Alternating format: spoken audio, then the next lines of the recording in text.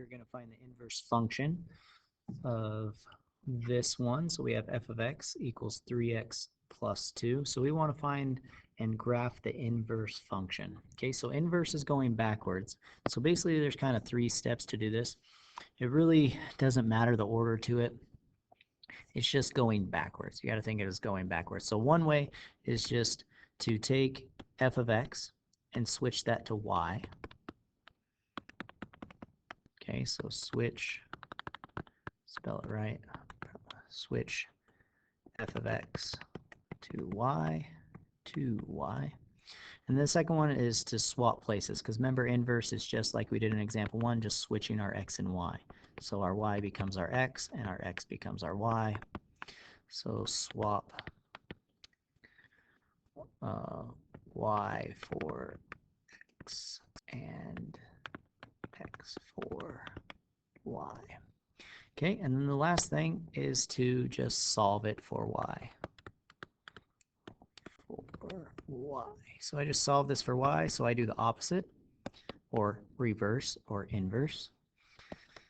Okay, x minus 2 equals 3y, divide by 3, divide by 3. And so we get y is equal to x minus 2 over 3. That 2 kind of looks like a z, so let's fix that.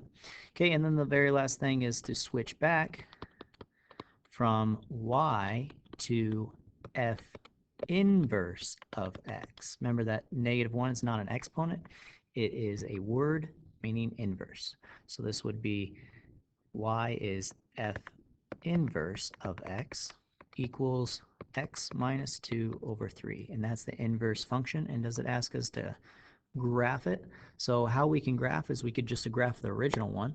We could plug in 0, we get 2. I could plug in 1, I get 5. I could plug in -1, and I get -1. And then for the inverse, I can just switch my x and y's, right? 2, 0, 5, 1, -1, -1. And then I can just go ahead and graph that on a grid paper or just a regular plain paper. But I'm just going to switch the x and y's like that. Or you could plug in x's here and solve, but we have a fraction here, so we probably don't want to do that. So we might as well just find points in the original and then just switch the x's and y's.